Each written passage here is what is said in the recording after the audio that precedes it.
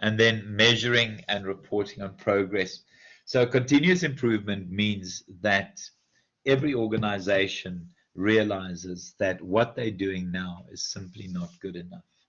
And this is stolen from Nissan in terms of the Nissan operating almost philosophy that nothing is ever good enough. So what you do on a daily basis is you plan in terms of what you should be doing. You go and do it. You check and assess whether this is still the best way of doing things, and you act in terms of changing whatever you need to change. Think about plan, do, check, and act from a study perspective. The one thing that I always find amazing when students study is that they develop bad study habits, but those bad study habits stay with them. And even though those bad study habits give them bad marks, not once do they go and plan on what I need to change. I go and carry out what that plan is. I check in terms of whether there's an improvement from a recollection perspective, and I act on it. This is not a paper exercise of hope. So that PDCA cycle is absolutely important from a just in your life perspective. Who has a very good study technique? Yeah, but boy, yeah, they get us to at least study.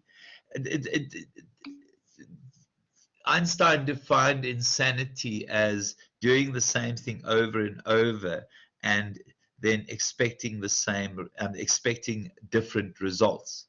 If your study technique doesn't work, you should have done this to your study technique already, because doing the same thing over and over and expecting different results is the definition of insanity. So please remember that. Try and do that in terms of your study. And can I also just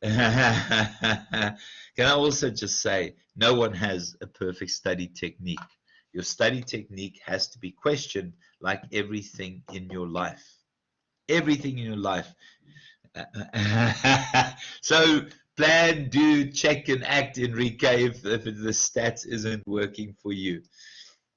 I can't say what I want to say because I'm being recorded, so I'll just keep very quiet. So from a financial reporting perspective, I think we also know that we have to include the triple bottom line, people, planet, profit. Yeah, I know that well. But we've seen, and I did talk about this in class, that it's not just the people, planet, profit that is important. It is also governance issues, the so-called integrated reporting. The reason we've put governance issues into this is because of the lack of ethics and the ethical crisis we find ourselves in. So if we go and look at the Woolworth website, okay, you'll see that they will talk about their sustainability, and there is a component of governance and all of this, and obviously measures. But you'll see in terms of these other these news and press and news reviews, etc. Have a glance at some of those, and have a look at, let's hope it opens, some of the stuff around governance and how they are worried about governance. And remember, governance starts with your CEO and some of the changes that they've had to make. But the truth is, we are in a crisis of ethics. So in terms of integrated reporting, despite the fact that it used to be people, planet, and profit, governance has been added. And from an integrated reporting perspective, those are the kinds of things we need to report on. What is our strategy? Why do we believe that this strategy is ethical? How are we performing in terms of that strategy? And then also remember, the triple bottom line has to be part of that, the triple P. And then just the other elements, our strategic focus. So from a strategic focus perspective, it means that we've got a vision and a mission and a value statement. And in particular, in that value statement, we make mention of how we are going to look after the interests of our stakeholders, how we're going to create wealth for our stakeholders. The second one is the connectivity of information. And it really is about making sure that your strategic planning exercises are not just paper exercises, but essentially take effect in the places they matter. Now, I'm not going to go back to that page that I showed you earlier in terms of Woolworths, but those were the places they mattered. And then just also the other things we report on, future orientation. Future orientation is very important because we need to make sure from a sustainability perspective that we are around in the future. I always worry about organizations that worry about profitability versus sustainability. And my definition still applies. Sustainability is profits now, but done in a way that there'll be profits in the future. So the stupid example, and I always apologize about my stupid examples, but these are the ones that stick in your mind because I repeat them often. It is when Mondi harvests trees in a particular area, they're busy planting saplings in another area. And then also that this report is not written to confuse. This report is based on factual information. The one concept that you guys want to go look up and read on your own is the concept of greenwashing. Now, I don't know if anyone knows what greenwashing is.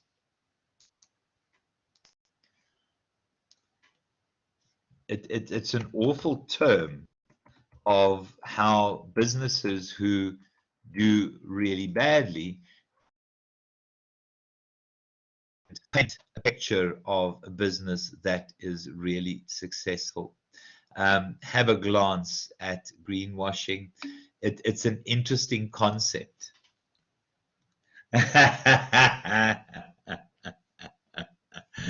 Yeah, it's about creating the impression that things are different. You can see some of the companies there. I don't want to refer to those. I'm not picking on people with using Investopedia as my source.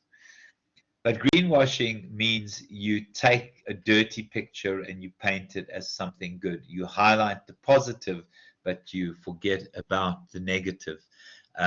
It means that you're polishing something that shouldn't be polished. I unfortunately can't give more details around that. But have a glance of greenwashing. Awful way of managing the narrative to make you look a lot better than what you should really look. Have a glance there.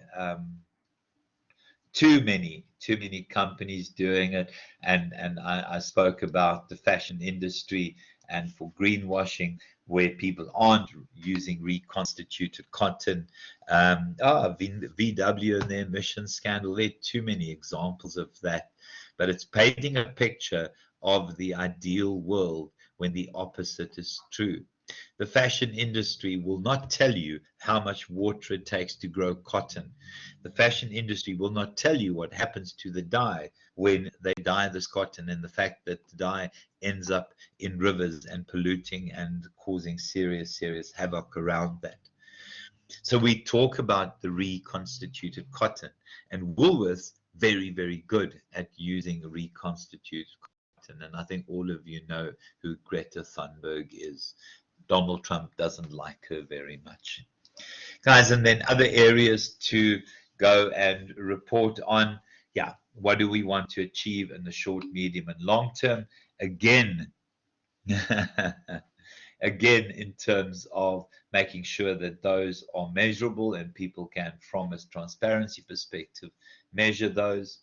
And then the operating context. And it is making sure that we are prepared for our risks and that we capitalize on our opportunities. And then our strategic objectives, yeah, clearly indicating how we will get there in the form of strategies. And then the other bits, governance and remuneration. We've had some serious issues around the remuneration of executives and board members. Now all of that has become transparent. And part of this process around governance is that governance starts and finishes with your board of directors. And with the board of directors, from a King report perspective, now having the ability to be held accountable for their actions. You can also look at performance. So we have clear strategic objectives feeding back in terms of how those objectives are unfolding. It's more than just money. Remember, if you want to report on performance, often using the balanced scorecard initiatives is a good way of doing it. Looking at finance, looking at customer, looking at internal business process, and looking at learning and growth measures. And then where we see ourselves. And the focus there again is on making sure that we are around in the future. Profits now, but done in a way that there will be profits in the future. Guys, and then just the last bits and pieces that we have to look at. It really is reporting on the various forms of capital that we have. So we look at our manufactured, the buildings and equipment, and whether they are modern and whether we are transforming them in terms of making them greener. Intellectual capital, making sure that we look after the kinds of brain power and the kinds of intellectual capital that we have, and registering patents. We've spoken about how many new patents, for example, IBM registers every year. I think they set a record for 10,000 plus registered in 1 year. Human capital, and remember, this is a forward-looking measure. I come from a world where I believe that there are people that are irreplaceable. I think if Oxford leaves where we are at our campus, you will not replace Oxford. I believe if Cheryl leaves, you will not be able to replace Cheryl.